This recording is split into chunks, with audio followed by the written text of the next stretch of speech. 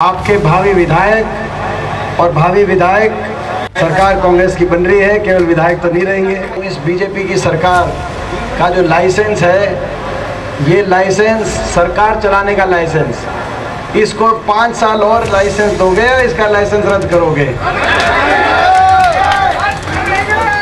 संसद में जब सवाल पूछा कि 28 राज्यों में सबसे ज़्यादा बेरोजगारी कहाँ है, तो मार्च के महीने में जवाब आया कि सबसे ज़्यादा बेरोजगारी हरियाणा प्रदेश 28 राज्यों में। ये इनका रिपोर्ट कार्ड है। आज हरियाणा के कोने कोने से एक ही आवाज़ आ रही है, बीजेपी की ये सरकार जा रही है और कांग्रेस पार्टी की सरकार आ रही है।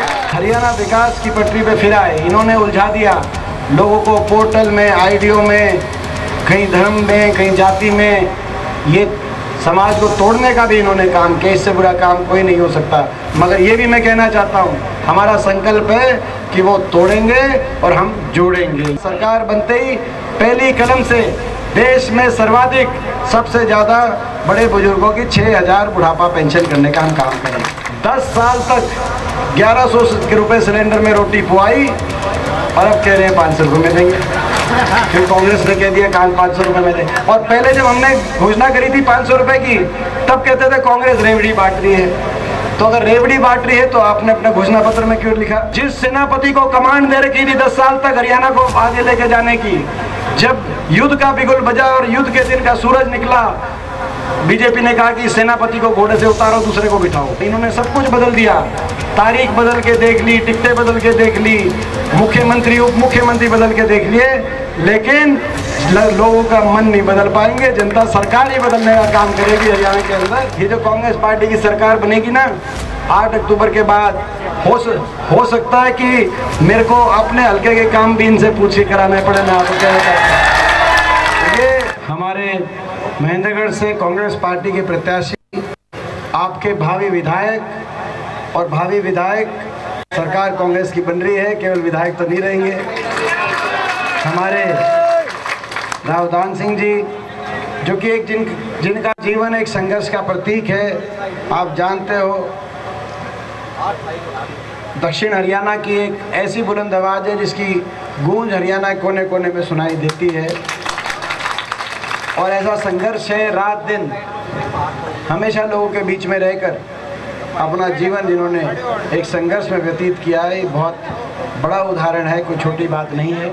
10 साल आपने बीजेपी पार्टी को दिए, 10 साल से हरियाणा में बीजेपी की सरकार। आज 10 साल के बाद मैं आप सबसे पूछना चाहता हूँ, इस बीजेपी की सरकार का जो लाइसेंस है, ये लाइसेंस सरकार चलाने का लाइसेंस, इसको 5 साल और लाइसेंस दोगे या इसका लाइसेंस रद्द करोगे?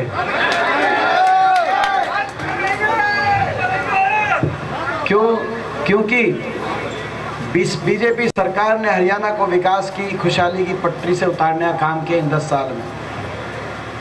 जो हरियाणा देश में विकास का और खुशहाली का सदा प्रतीक रहा था, आज वो हरियाणा 10 साल की बीजेपी की सरकार के बाद देश में नंबर 1 बन गया बेरोजगारी में। और ये हम नहीं बता रहे, ये भारतीय जनता पार्टी केंद्रीय सरकार बता रही है। संसद में जब सवाल पूछा कि 28 राज्यों में सबसे ज़्यादा बेरोजगारी कहाँ है, तो मार्च के महीने में जवाब आया कि सबसे ज़्यादा बेरोजगारी हरियाणा प्रदेश 28 राज्यों में। ये इनका रिपोर्ट कार्ड है। देश में सबसे ज़्यादा बेरोजगारी आज हरियाणा में, देश में सबसे ज़्यादा क्राइम, अपराध दर आज हरियाणा में, देश में सबसे ज़्यादा नशा बढ़ गया हरियाणा के अंदर। आपने देखा महंगाई, भ्रष्टाचार। और भ्रष्टाचार तो कैसा, 5 साल इतना इन्होंने हरियाणा को लूटने का काम किया। आपने देखा जब जेजेपी के साथ समझौता टूटा, तो अगले दिन आपको याद होगा, अगले दिन दुष्यंत चौटाला का बयान आया कि बीजेपी के घोटालों के राज बताएंगे। और उसके अगले दिन खट्टर साहब का बयान आया कि दुष्यंत चौटाला के घोटालों की जांच कराएंगे। 5 साल लूट गए। कोई शराब घोटाला, कोई रजिस्ट्री घोटाला, कोई माइनिंग का घोटाला, सारी अरावली खा गए। बीजेपी के नेताओं ने लूट मचा दी। लूट की छूट पे समझौता था बीजेपी और जेजेपी दोनों मिलके। वो डबल इंजन कहा कि हम डबल इंजन बना रहे हैं, वो डबल इंजन लूटने के लिए डबल इंजन बनाए। जनता का इन 10 साल में कितना बुरा हाल हुआ वो आपके सामने है। आज हरियाणा प्रदेश के कोने कोने से लोगों के मन में बदलाव की भावना चारों तरफ। लोकसभा चुनाव में भी आपने देखा कांग्रेस पार्टी के ना सिर्फ 5 सांसद जीते, लेकिन भाजपा से 3% ज़्यादा मत कांग्रेस पार्टी को लोकसभा चुनाव में मिला और ज़्यादातर विधानसभा सीटों में कांग्रेस पार्टी को बढ़त मिली। और अब विधानसभा चुनाव के समय पिछली बार तो लोकसभा में इनकी 10 की 10 सीट आई थी बीजेपी की, उसके बाद भी विधानसभा में 40 पे रुक गए थे। 75 पार के नारे की हवा निकल गई थी। रुक गए थे कि नहीं रुक गए थे 40 पे। और इस बार तो लोकसभा में ही लोगों ने भारतीय जनता पार्टी से ज़्यादा कांग्रेस पार्टी को आशीर्वाद दिया। हरियाणा में आज हरियाणा के कोने कोने से एक ही आवाज़ आ रही है, बीजेपी की ये सरकार जा रही है और कांग्रेस पार्टी की सरकार आ रही है। ऐसी सरकार साबित हुई है, हर वर्ग की अनदेखी, उलझा दिया हरियाणा के लोगों को और छोड़ दिया, अपने हाल पे छोड़ दिया। इतनी अनदेखी कि मैं आपसे पूछना चाहता हूँ, मुख्यमंत्री जी खट्टर साहब लगभग 10 साल मुख्यमंत्री रह गए, कितनी बार महेंद्रगढ़ हल्के में आए? मैं आपसे पूछना चाहता हूँ, आए महेंद्रगढ़ हल्के में? कोई एक कह रहा है, कोई दो कह रहा है। 1-2 बार पूरे 10 साल में।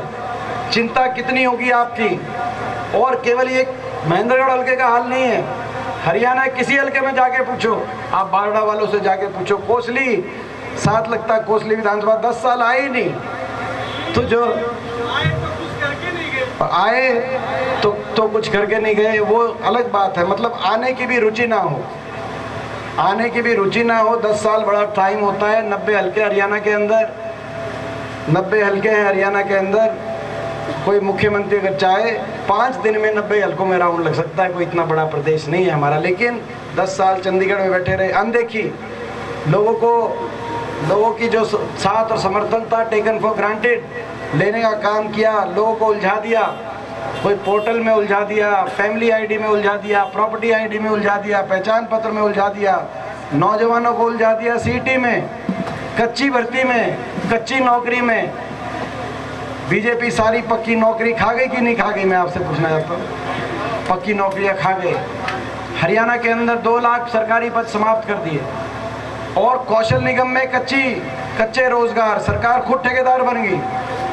1.5 लाख पद कच्ची नौकरी कौशल निगम में बिना पेंशन की, जो केवल एक ठेकेदारी प्रथा, एक तरीके से सरकारी रोल पे लेने का काम, पक्की नौकरियों को कच्ची नौकरी में परिवर्तित करने का काम इस सरकार ने किया। और फौज की भर्ती तो कहीं अभी दान सिंह जी कह रहे थे कि फौज की भर्ती भी हर साल 5,500 देश की आज़ादी से लेकर और 2019 तक हरियाणा से औसतन 5,500 पक्की भर्ती होती थी देश की फौज में। और ये अग्निवीर योजना आ गई है। इस अग्निवीर योजना में 5,500 का नंबर घट के 962 अग्निवीर हरियाणा के बाटे आए हैं, 962 हर साल। और उन 962 में भी केवल 250 पक्के होंगे। एक तरफ 5,500 पक्की फौज में हमारे नौजवान जाके देश की सेवा करते थे और दूसरी तरफ केवल 250। कितना नुकसान केवल अग्निवीर स्कीम से ही हरियाणा का हुआ, आप अंदाज़ा लगा सकते हैं। और विकास का तो कोई बड़ा काम इन्होंने किया ही नहीं। ये भी मैं पूछना चाहता हूँ, सतनाली में या महेंद्रगढ़ में आसपास कोई बड़ी विकास की परियोजना 10 साल में आई? मैं आपसे पूछा, विकास की पटरी से उतर गया अपना प्रदेश, विकास की पटरी से उतर गया हमारा प्रदेश। जो कोई एक विश्वविद्यालय 10 साल इनकी सरकार में एक कोई विश्वविद्यालय नहीं बना, एक कोई थर्मल का कारखाना नहीं लगा हरियाणा में, 1 इंच मेट्रो आगे नहीं बढ़ी, एक नई रेल की लाइन नहीं बिछी। बुलेट ट्रेन की बात करी, स्मार्ट सिटी की बात करी, ना तो स्मार्ट सिटी कहीं दिखाई दी, ना कहीं बुलेट ट्रेन दिखाई दी। 1 इंच रेल की लाइन भी नहीं बिछी हरियाणा में 10 साल में। 10 साल कम समय नहीं होता, लेकिन टाइम पास कर दिया लोगों की अनदेखी में और लोगों के साथ अन्याय किया, हर वर्ग के साथ अन्याय किया। आड़ती भाई बैठे अपने हड़ताल पर, मिलने से ही मना कर दिया, उनकी भूख हड़ताल भी हुड्डा साहब ने जाके खुलवाई। आपने देखा, सरपंच गए, सरपंचों पे लाठीचार्ज, कर्मचारी गए ओल्ड पेंशन स्कीम के लिए, कर्मचारियों पे लाठीचार्ज। किसानों ने आंदोलन किया तो अभी बताया कि 1 साल तक उनको अपने किसानों की परवाही नहीं, उनको अपने हाल पे छोड़ने का काम। तो हर वर्ग आज दुखी है, बदलाव की तरफ हर वर्ग ने कदम बढ़ाए हैं। जहाँ तक सतनाली की बात है, अभी एक बात कही, चौहान साहब कह रहे थे कि जो सड़क जो दान सिंह जी और हमारी प्लानिंग थी, जो हमने यूनिवर्सिटी जो बनाई, यूनिवर्सिटी के पहले यूनिवर्सिटी बनवाने के बाद एक हमारी प्लानिंग थी सुखविंदर भाई साहब की, एक सड़क सीधी निकालें महेंद्रगढ़ से मानेसर, और यहाँ पर हम एक इंडस्ट्रियल औद्योगिक क्षेत्र लेके आए, IMT हम अपना IMT लेके आए ताकि एक निवेश हो, नौजवानों को यहाँ पे अवसर मिले। ये हमारी प्लानिंग थी। यूनिवर्सिटी हमने बना दी थी, 10 साल की सरकार से उम्मीद थी, ना वो सड़क बनी ना IMT बनी। अब ये मौका है, विकास का पहिया फिर घूमेगा हरियाणा में, विकास का पहिया फिर घूमेगा महेंद्रगढ़ में, जैसे ही आपकी सरकार बनेगी, जैसे ही आपकी सरकार बनेगी। और आज एक बात इन्होंने कह दी, जो महेंद्रगढ़ से मानेसर तक की सड़क थी वो महेंद्र तक ना रोकी जाए, उसको सतनाली तक लाया जाए। तो सतनाली से मानेसर तक की ये जो हमारी सड़क थी, इसको बनवा कर, और औद्योगिक छात्र, और उसके साथ साथ एक और बात की कि भाई सतनाली में भाई सब डिवीज़न उपमंडल की बात आज सतनाली की, तो आज आपके बीच में आने का अवसर मिला है। यदि मौका मिला, कांग्रेस पार्टी की सरकार मिले बनते ही आपकी जो मांग है उपमंडल की सतनाली की, ये भी कराया। हरियाणा विकास की पटरी पे फिर आए, हरियाणा विकास की पटरी पे फिर आए। इन्होंने उलझा दिया लोगों को पोर्टल में, आईडियो में, कहीं धर्म में, कहीं जाति में, ये समाज को तोड़ने का भी इन्होंने काम किया। इससे बुरा काम कोई नहीं हो सकता। मगर ये भी मैं कहना चाहता हूँ, हमारा संकल्प है कि वो तोड़ेंगे और हम जोड़ेंगे, ये हमारा संकल्प है। हर वर्ग के हित के फैसले लेंगे, हरियाणा दोबारा खुशहाली की तरफ आगे बढ़े। जो इन्होंने कहा, सरकार बनते ही पहली कलम से देश में सर्वाधिक सबसे ज़्यादा बड़े बुजुर्गों की 6000 बुढ़ापा पेंशन करने का हम काम करेंगे। इसके साथ साथ महंगाई की मार इतनी हो गई, आज बिजली के बिल, रसोई गैस का सिलेंडर, जो ये अपना हमारे जो गीत गा रहे थे कि पहले 400 रुपये में था, वो 1100 हो गया।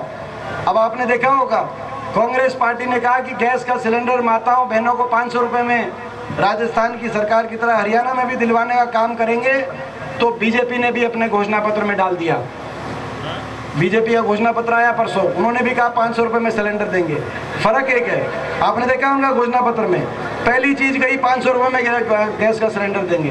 भाई फर्क इतना है, 10 साल तक 1100 रुपये सिलेंडर में रोटी पुआई, और अब कह रहे हैं 500 रुपये में देंगे। फिर कांग्रेस ने कह दिया 500 रुपये में दें। और पहले जब हमने घोषणा करी थी 500 रुपये की, तब कहते थे कांग्रेस रेवड़ी बांट रही है। तो अगर रेवड़ी बांट रही है तो आपने अपने घोषणा पत्र में क्यों लिखा? और तो ये सारी बातें आपके बीच में हैं। किसान को हम MSP की गारंटी, ताकि न्यूनतम समर्थन मूल्य मिले किसान को, कर्मचारी को ओल्ड पेंशन स्कीम, जैसे कि राजस्थान की हमारी सरकार में ओल्ड पेंशन स्कीम दिलवाने का काम हुआ था। और चिरंजीवी योजना जो राजस्थान में थी कि अगर हारी बीमारी हो जाए, जो राजस्थान में जो चिरंजीवी योजना थी कि 25 लाख तक का खर्च, अगर किसी को हारी बीमारी हो जाए, कोई ऐसी बीमारी हो जाए कि क्योंकि घर के घर बर्बाद हो जाते हैं, कोई ज़्यादा खर्चे वाली बात हो जाए, तो 25 लाख तक का खर्च सरकार से कॉम्पनसेट करा के परिवारों को देने का काम करेंगे। उस योजना को ला करेंगे। ये लड़ाई हरियाणा के भविष्य को बचाने की लड़ाई है, क्योंकि इन्होंने तो बेहाल छोड़ दिया हरियाणा, बिल्कुल बेहाल छोड़ दिया। इतनी नाराज़गी हो गई सरकार से, इतनी नाराज़गी हो गई कि चुनाव से जस्ट पहले आपने देखा इन्होंने अपने मुख्यमंत्री का चेहरा बदल दिया कि नहीं बदल दिया? जिस सेनापति को कमांड दे रखी थी 10 साल तक हरियाणा को आगे लेके जाने की, जब युद्ध का बिगुल बजा और युद्ध के दिन का सूरज निकला, बीजेपी ने कहा कि सेनापति को घोड़े से उतारो, दूसरे को बिठाओ। यही हुआ, मुख्यमंत्री बदल दिया, अपना उप मुख्यमंत्री बदल दिया, अपनी कैबिनेट बदल दी, अपने प्रदेश अध्यक्ष को बदल दिया, इलेक्शन की तारीख बदल दी, दोबारा से तारीख बदल दी, अपनी टिकटें बदल दी। रामविलास शर्मा जी जैसे इनके जो कद्दावर नेता थे, जिनकी इज्जत हरियाणा में पार्टियों से ऊपर उठ के जिनका मान सम्मान था, उनको उनकी टिकटें कैसे बेरहमी से काटने का काम किया। आपने टेलीविज़न सेटों पे देखा होगा, रामविलास शर्मा जी की कहीं टिकट कटी, कहीं शशि परमार जी की टिकट कटी, कहीं कविता जैन की टिकट कटी, कहीं नवीन जिंदल जी की, हमारी जो सावित्री जिंदल जी हैं, अपना आखिरी चुनाव लड़ना चाह रही थी सावित्री जिंदल जी, उनकी भी टिकट काटने का काम अगर किया तो ये बीजेपी पार्टी ने जो किया आपने देखा, महीनों ने सब कुछ बदल दिया, तारीख बदल के देख ली, टिकटें बदल के देख ली, मुख्यमंत्री उप मुख्यमंत्री बदल के देख लिए, लेकिन लोगों का मन नहीं बदल पाएंगे। जनता सरकार ही बदलने का काम करेगी। हरियाणा के अंदर जो जनता है ये सरकार ही बदलने का काम करेगी, सरकार बदलने का काम करेगी। लोगों ने मन बना लिया। ये लड़ाई हरियाणा के भविष्य को बचाने की लड़ाई है। ये लड़ाई हरियाणा के नौजवान के भविष्य को बचाने की लड़ाई। ये लड़ाई बाबा साहब भीमराव अंबेडकर जी के संविधान को हरियाणा में बचाए रखने की लड़ाई है। ये लड़ाई जय जवान जय किसान के नारे की गूंज को हरियाणा में बचाए रखने की लड़ाई है। और ये लड़ाई जय संविधान की गूंज को हरियाणा में बचाए रखने की लड़ाई है। तो इस चुनाव में भाई मैं सतनाली वालों से पूछना चाहता हूँ, भाई आज आपके बीच में आए हैं, पूरे हरियाणा में कांग्रेस की अच्छी बहुत ज़बरदस्त लहर चल रही है, आप क्या करोगे सतनाली वालों, बताओ भाई। देखो थोड़ी कसर रह गई थी, थोड़ी कसर रह गई थी लोकसभा चुनाव में, रह गई थी कि नहीं रह गई थी? सारे हरियाणा में बहुत अच्छा नतीजा आया था, यहाँ भी अच्छा नतीजा आ रहा था। भाई थोड़ी बहुत कसर रह गई थी, वो कसर काट दोगे नहीं काट दोगे नहीं, बताओ भाई। तो ये मौका है। ऐसे लीडर एक दिन में नहीं आते, एक दिन में नहीं आते ऐसे, क्योंकि एक दिन में नेतृत्व नहीं बनता। और एक दिन में नेतृत्व को जैसे तो आज राव दान सिंह जैसे लीडर आपके पास हैं, जिनकी साख पूरे हरियाणा में है और कांग्रेस पार्टी के वरिष्ठतम नेताओं में इनका नाम है। ये जो कांग्रेस पार्टी की सरकार बनेगी ना 8 अक्टूबर के बाद, हो सकता है कि मेरे को अपने हल्के के काम भी इनसे पूछ के कराना पड़े। मैं आपको क्या बताता हूँ, ये मौका है, तो ये मौका है, ये मौका चूकना मत सतनाली वालों। ये एक ऐसे व्यक्ति हैं जिन्होंने आपके लिए संघर्ष तपस्या करी अपने जीवन में, ये आपकी सरकार में आप साझा करो और इस इलाके को, हरियाणा को विकास की तरफ लेके जाने के लिए आप साथ दें। बहुत बहुत आप सबका धन्यवाद।